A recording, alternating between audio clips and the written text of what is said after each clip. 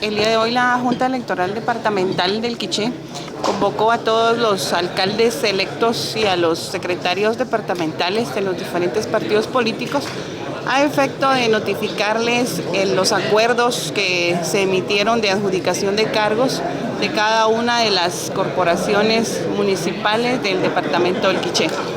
Esto quiere decir de que ahora pues oficialmente ya están notificados para poder ejercer su cargo por 4 años más.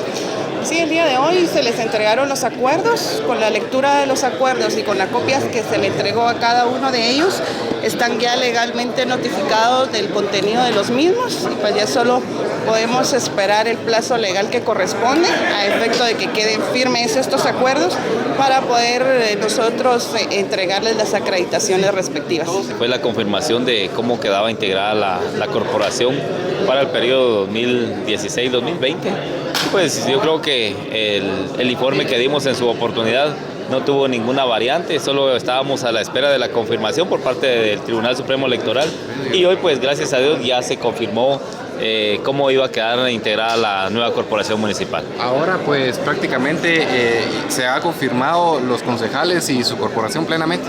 Por supuesto, ya se dio en forma oficial el nombre de las personas que van a integrar la corporación y de la corporación se integran 3 personas que prácticamente para el próximo año estarían ya incorporándose a lo que es la nueva corporación. La intención que nosotros hemos tenido y que vamos a seguir teniendo es buscar el desarrollo del municipio y yo creo que con la ayuda de Dios, el apoyo de las personas que se van a integrar, pues vamos a sacar adelante a este bello municipio.